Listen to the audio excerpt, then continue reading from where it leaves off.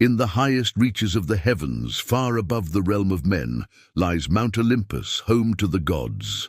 Zeus, king of the gods, reigns supreme from his towering golden throne, his thunderbolt in hand, a symbol of his immense power. The gods gather around him, their divine forms glowing with ethereal energy, each bowing in respect to their king. For years, the mortals below had lived in peace, basking in the gods' favor. But their arrogance grew. They waged wars, spilled innocent blood, and challenged the order of the world. They built towering cities, their pride echoing across the land, and even Zeus' name began to fade from their prayers. The mortals had forgotten the balance between the divine and the human, and their hubris stirred the anger of the king of the gods. One day, Zeus's patience wore thin.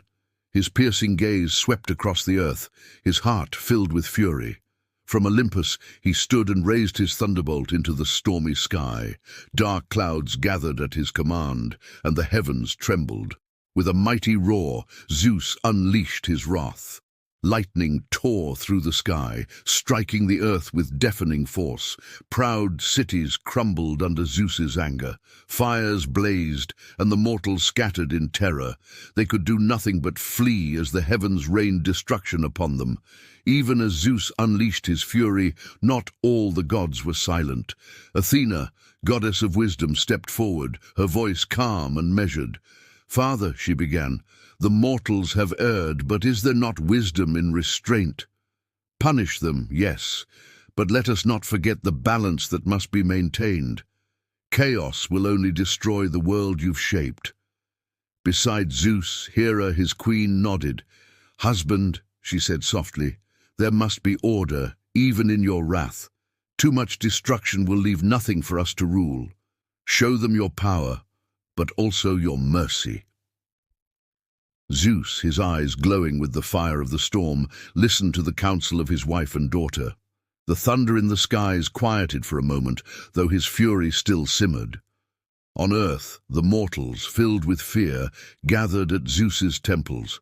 They built altars and offered sacrifices, hoping to appease the angry god. Priests and kings alike prayed for mercy, for salvation from the devastation. Yet not all mortals bowed in fear. High on a mountain, Prometheus, the titan who had defied Zeus by gifting fire to mankind, watched the suffering below. Moved by their plight, Prometheus defied the king of Olympus once more. With fire in his heart, Prometheus descended from his mountain and brought hope to the people. He shared with them a new flame, not of destruction, but of knowledge and courage. His bold actions reached the ears of Zeus.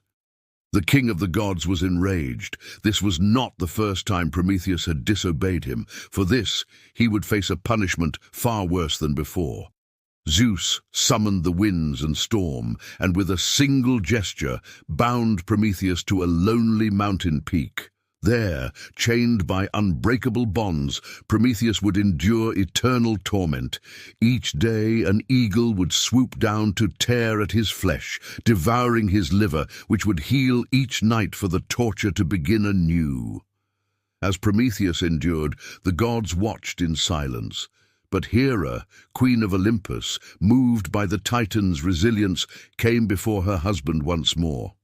"Zeus," she implored, "Prometheus has paid dearly for his defiance. His suffering shows the strength of the mortals you rule. Show them you are not only a god of wrath, but of justice. Let mercy temper your power." Zeus sat upon his throne, silent. His fierce eyes gazed over the earth, seeing the devastation, the fear in men's hearts, and Prometheus's punishment. But beyond that, he saw the wisdom in his queen's words. With a heavy sigh, Zeus lowered his thunderbolt. The dark clouds that had loomed over the earth parted, and golden rays of sunlight broke through the gloom. The storm eased, and the fires on earth died. The mortals, once trembling, now looked to the sky with hope. Zeus called back the eagle, though Prometheus' chains remained. He had earned a respite, but not total freedom, for defiance against the gods could not go unpunished entirely. As peace returned, Zeus spoke to the gods. The mortals have been reminded of their place, but they shall also know that defiance, when born of courage and wisdom, will not always face endless wrath.